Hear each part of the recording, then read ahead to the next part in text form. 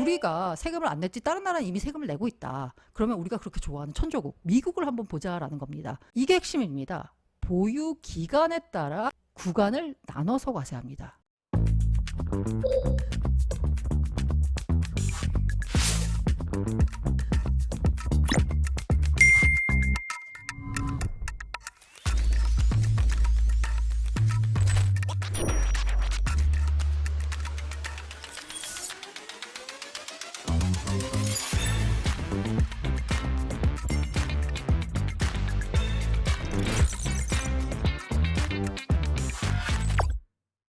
알고라님 미국 코인 과세 더 이상 못 미루나요? 촬영 시각은 6월 18일 낮 12시 경입니다.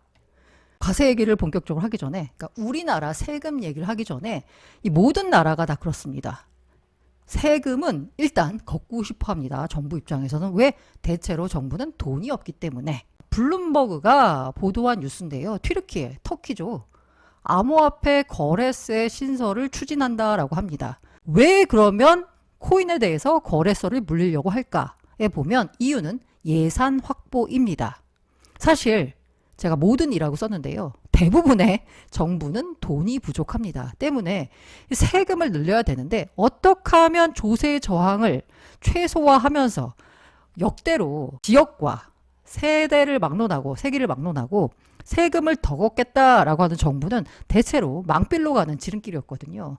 세금을 좋아하는 국민은 아무도 없습니다. 때문에 세금을 늘려야 되는데 조세 저항을 어떻게 하면 최소화할까를 굉장히 많이 고민을 하고, 그래서 조세 저항이 좀 적을 것 같은 코인에다가 거래세 신설을 추진한다라는 게 바로 터키의 사례입니다. 야, 그렇다면 우리나라 어떨까? 한국도 마찬가지입니다.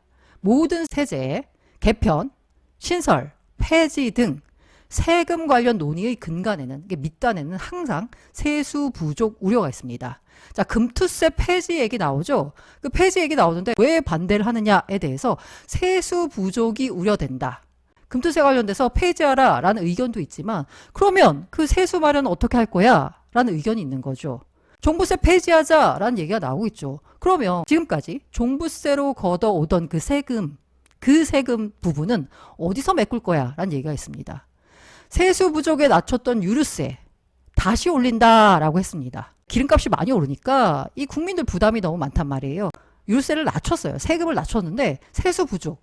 세금이 부족하니까 유류세를 다시 올린다라는 겁니다. 그러면서 비판할 때에도 세수 펑크에도 감세 드라이브 올라탄 재정당국. 이런 식으로 모든 세제 개편, 신설 폐지에는 세수 부족 우려라는 게 있습니다. 그럼 우리나라는 현재 어떤 상황인가? 세금이 부족합니다. 펑크가 날 우려가 있어요. 그러면 어떻게 해서든 조세 저항을 최소화하면서 세금을 걷는 방안을 마련하려고 하겠죠. 어떻게든 세금을 더 걷으면 좋겠는데, 그래서 코인에 대해서 세금을 걷었으면 좋겠습니다. 게다가 코인 관련된 세금은 없던 세금인데 갑자기 생기는 거예요.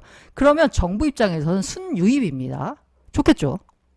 그런데 코인 세금을 걷자라고 하니까 정부 입장에서는 고려할 게 너무 많습니다. 그래서 고심 중인 거고요.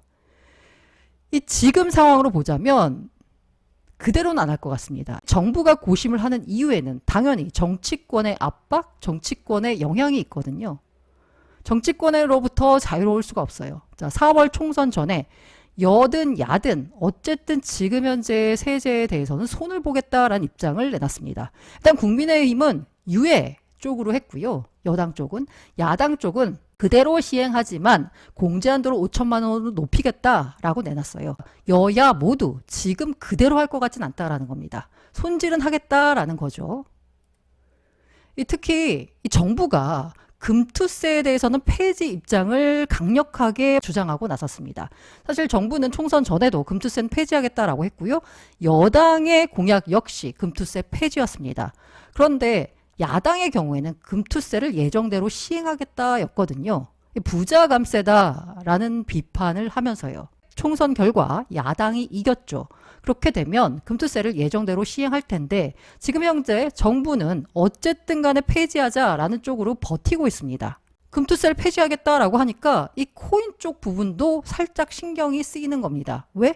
이른바 형평성 논란이기 때문이죠. 정부가 금투세 폐지 입장을 밝혔으니까 야 그러면 형평성 차원에서 코인 과세도 유예되거나 최소한 뭐 폐지는 안 되더라도 아니면 뭔가 좀 달라지는 거 아니야? 라고 합리적으로 우리가 기대를 합니다. 코인 투자자들 입장에서는. 다만 걱정이 되는 건 코인에 대한 인식이 좋지 않다라는 점입니다. 정부가 어떤 일을 결정할 때는 항상 이 민심이라는 걸 고려하는데요. 이른바 코인러의 민심만 봤으면 좋겠는데 코인러보다는 비코인러에 대한 민심 자체가 주식 걸 수 있어 라고 하지만 이 코인 투자에 대해서는 사기 아니야? 어차피 저 코인 하는 놈들 이라면서 약간 인식이 좋지 않다라는 점. 그래서 여론전 형성에서는 밀릴 수 있다라는 점이 약간 걸리는 부분이긴 합니다. 실제로 국세청이 움직이고 있습니다. 아직까지 확실한 정부의 입장이 나오진 않았지만 국세청 실무단에서는 이미 움직이고 있습니다. 매일경제의 단독 보도입니다. 최근에 거래소 관계자들을 불러서 과세 실무사항 협의를 했다라고 합니다. 국세청 입장에서도 코인 관련 양도소득, 매매 차익에 대한 소득을 걷어본 경험이 없기 때문에 어떤 부분에 대해선 세금을 물릴지, 어떤 부분에 대해서 얼만큼을 수익으로 인정할지에 대해서 이 거래소와 같이 협의를 할 수밖에 없습니다. 또한 이게 국내 거래소의 경우에는 이 양도소득 부분, 코인 매매를 해가지고 거둔 수익은 사실 원천 징수가 가능하기 때문에 거래소와 밀접하게 협의할 필요가 있습니다. 그런데 그런 실무사항을 협의했다라는 겁니다. 지금 현재로 보자면요. 이미 법은 내년부터 코인 과세를 시행하도록 돼 있습니다. 지금 현재 법을 바꾸지 않으면 그냥 시간이 흘러가면 예정대로 내년부터는 코인에 대한 세금을 내야 됩니다. 7월 말에 세제 개편안이 발표가 됩니다. 자, 이거는 정부의 개편안이고요. 정부가 안을 발표하면 이 안이 당연히 국회를 통과해야 됩니다. 그런데 일단 1단계적으로 정부가 7월 말에 발표할 세제 개편안에 코인 관련 과세 방침이 들어가야 합니다. 그런데 이제 최근에요. 경제부총리가 출입 기자단과의 원래 간담회라고 해서요. 이 월마다 장관이 출입 기자단과 간담회를 엽니다. 그런데 거기서 어떤 기자가 물었습니다. 암호화폐 투자로 거둔 이익에 대한 과세를 유예해야 한다는 주장이 있다라고 물었더니 이 최상목 경제부총리가 다음 달 말 발표되는 세법 개정안을 마련할 때까지 시간이 있는 만큼 약 한 달여가 남았죠. 현재로선 검토하고 있다는 말씀 정도만 드릴 수 있다라고 답했습니다. 자, 이것만 놓고 보자면 이게 무슨 얘기지 싶은데요. 요걸 이제 해석을 하자면요. 앞서 말씀드린 대로 예정대로라면 내년 1월부터 과세가 시작이 됩니다. 이미 정해진 거예요. 그럼에도 불구하고 경제부총리가 굉장히 이제 모호한 검토하고 있다는 말씀 정도만 드릴 수 있다라는 식으로 말을 했어요. 이건 뭐다? 금투세와의 형평성 등을 고려했다는 분석이다. 앞서 말씀드린 대로 정부는 지금 현재 금투세 폐지에 대한 입장을 고수하고 있습니다. 그러면 야 같은 투자잖아. 형평성 차원에서 코인 과세도 유예해야 되는 거 아니야? 라고 고려할 수밖에 없는 거죠. 실제로 국회 입법조사처가 가이드북 하나를 발표했는데요. 뭐라고 했냐면 금투세 시행 여부에 대한 논의와 연계해 가상자산 소득 과세 제도의 시행 여부 및 시행 시기를 결정할 필요가 있다라고 했습니다. 그러니까 코인에 대한 과세만 따로 진행하는 게 아니라 금투세와 같이 진행해야 된다라는 게 국회 입법조사처 그리고 이 기재부의 일반적인 감정이라는 거죠. 법적 감정이라는 거죠. 앞으로 어떻게 행정 처리를 해야 될지에 대한. 자, 그런 의미에서요. 청원이 필요합니다. 4월에요. 제가 한번 이 비슷한 그 청원 글을 올린 적이 있어요. 그런데 그때 5만 명 돌파했는데 뭐 또 청원이야? 라고 아마 의아해 하실 분들도 있을 텐데요. 4월 청원은 5만 명이 돌파했습니다. 이른바 청원 명수를 채웠어요. 근데 그때가 바로 21대 국회 때 우리가 청원한 겁니다. 아시다시피 4월 총선 치르면서 국회 임기가 만료가 돼서 우리가 올린 청원은 자동으로 폐기가 됐습니다. 22대 국회, 지금 현재 국회입니다. 청원 글이 올라왔습니다. 요 코인 과세 유예에 관한 청원이고요. 링크는 아래와 같고요. 제가 해당 링크 댓글로 올려드리겠습니다. 동의하시는 분은 동의 꼭 부탁드리겠습니다. 아울러서 저는 소득이 있는 곳에 세금이 있다. 돈을 벌었으니까 세금을 내야지 라는 생각을 하고 있습니다. 기본적으로. 다만 지금의 코인에 대한 과세 제도가 과연 합리적인가 부분에 대해서는 생각을 좀 다시 했으면 해요. 세금은 내야 하는 거 맞습니다. 그런데 불리하게 설계가 돼 있어요. 이거는 금투세도 마찬가지예요. 일단 저는 코인에 대한 세금만 놓고 얘기를 하는데요. 이 블루밍비트의 황두현 기자님이 이거 정리를 너무 잘해 주셔가지고 제가 이걸 들고 왔습니다. 제목이 한국의 코인러는 251만 원 벌면 세금 내는데 미국은 6,500만 원 미만 비과세라고 올렸습니다. 이게 무슨 소리인가 한번 보자는 겁니다. 자, 우리는 아직까지 코인 관련돼서 세금을 내고 있지 않습니다만 미국은 이미 세금을 내고 있습니다. 현재 우리의 계획은 어떻냐? 자, 비과세 한도 250만 원입니다. 250만 원이 초과하면 그 초과한 경우에는 20%의 세금을 부과합니다. 그래서 만약 투자자가 코인으로 1250만 원의 수익을 거뒀다라고 하면 250만 원을 뺀 1000만 원의 20%에 해당하는 200만 원을 세금으로 내야 합니다. 우리가 세금을 안 냈지 다른 나라는 이미 세금을 내고 있다. 그러면 우리가 그렇게 좋아하는 천조국 미국을 한번 보자라는 겁니다. 미국은 어떻게 했냐? 가상자산, 이 코인에 대한 분류를 재산으로 확정했습니다. 그러니까 코인의 성격은 재산인 거예요. 우리나라에서는 코인이 금융투자 상품이 아닙니다. 그렇기 때문에 이 코인 관련된 세금을 가끔 금융투자 소득세와 같이 합쳐서 생각하시는 분들이 있는데 따로 분리되어 있습니다. 우리의 코인은 기타 소득으로 분류가 됩니다. 자, 어쨌든 미국은 가상자산, 코인에 대한 분류를 재산으로 확정했고요. 이 재산으로 되니까 이 재산에 해당하는 세법을 규정하면 되는 겁니다. 이 재산에 해당하는 세법이 뭐야? 바로 양도소득세를 부과하는 방식으로 되는 겁니다. 코인의 성격을 분류를 딱 하고 나니까 그냥 그거에 맞춰서 그냥 세금을 내게 되는 식으로 정리가 된 거예요. 다만 여기 아까 가상자산에 대한 분류를 재산이라는 말씀을 드렸잖아요. 증권형이나 유틸리티 토큰은 이 가상자산 분류 재산에서 제외가 됩니다. 그냥 우리가 일반적으로 아는 코인은 그냥 재산으로 분류한다라고 생각하시면 돼요. 이게 핵심입니다. 보유 기간에 따라 구간을 나눠서 과세합니다. 중요한 건 보유 기간. 자, 보유 기간을 단기와 장기로 나눴어요. 보유 기간에 따라서 세금을 다르게 물린다라는 건데 상식적으로 생각해봐도 짧게 들고 있으면 뭔가 세금을 많이 때릴 것 같죠. 뭔가 장기로 들고 있으면 세금을 좀 덜 낼 것 같습니다. 네, 투자에 있어서 정부가 바라는 건 뭐냐면 건전한 투자 양식인 거잖아요. 이 건전하게 투자해라 라고 할 때 이 건전하다라고 할 때는 일반적으로 봤을 때 장기 투자를 의미하는 경우가 많습니다. 어떤 해당 자산의 가치를 보고 장기로 투자하면 단기적으로는 자산의 가격이 가치와 동떨어져서 움직이겠지만 길게 보면 어쨌든 가격은 가치를 따라가게 돼 있거든요.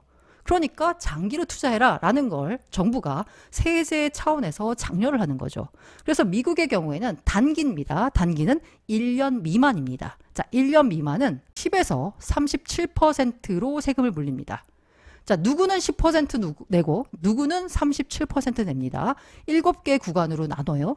자, 누가 세금을 조금 낼까요? 당연히 저소득층. 소득 자체가 적은 사람은 세금을 조금 내고요. 소득이 많은 사람은 많이 냅니다. 24년 기준으로 보니까 11,160달러 미만의 소득에 대해서는 10%. 그러니까 대충 한 1,500만 원 정도에 대해서는 10%. 내가 1년에 1,500만 원 이하로 번다? 이러면 나는 코인으로 돈을 벌었어. 1년 투자해가지고 단타해가지고 어쨌든 간에 세금을 예를 들어서 1,000만 원 벌었어요. 그럼 그에 대해서는 10%만 내면 됩니다. 그런데 만약에 나의 소득이 60만 9,350만 달러, 그러니까 대충 한 61만 달러쯤 되면 우리나라 돈 얼마나? 8억? 8억쯤 되나? 9억쯤 되나? 이렇게 고소득자에 대해서는 37% 세금을 부과합니다. 장기는 1년 이상입니다. 자, 이렇게 되면요. 야, 소득이 많은 사람들, 저도 이 정도 소득을 벌어봤으면 좋겠지만, 소득이 많은 사람들은 이거 투자하는 게 의미가 없어요. 너무 세금을 많이 내. 이게 뭐야? 세금 너무 많잖아. 3분의 1을 떼가잖아. 3분의 1 이상을. 그런데 여기에도, 장기로 보유하면 됩니다. 아니, 이렇게 세금을 많이 떼면 투자하는 게 무슨 의미가 있어 하는데, 장기로 투자하면 의미가 있습니다. 장기는 1년 이상인데요. 구간이 2개입니다. 15%, 20%고요. 만약에 소득이 약 6,500만 원이다, 미만이다. 그러면 아예 세금을 안 냅니다. 5천만 원짜리 근로소득자예요. 그런데 코인 투자를 해가지고 코인을 2년, 비트코인 2년 투자해가지고 1,000만 원 벌었어요. 그러면 저는 세금을 한 푼도 안 내도 됩니다. 그런데 만약에 제가 연봉이 10억쯤 됩니다. 그래서 내가 비트코인 투자해가지고 3억을 벌었어요. 그러면 20% 세금을 내야 합니다. 그래서 이 제목이 나오는 거예요.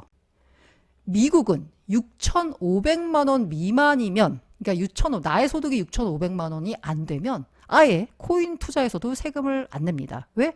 이 정도는 일종의 이제 미국에서 보자면 이게 저소득층이라고 해야 되나? 아무튼 이 정도 소득을 버는 사람은 야, 투자해가지고 돈 버는데 거기서 무슨 세금을 떼니? 약간 이런 마인드인 거예요. 이게 바로 단기보다는 장기 투자를 장려하는 세금 제도거든요. 이 말씀드린 게 코인만 해당하는 게 아니고요. 주식도 마찬가지예요. 근데 우리나라 같은 경우에는 현재 부동산의 경우, 주택의 경우 장기 보유하면 장기 보유 특별 공제인가? 뭐 그런 거 있잖아요.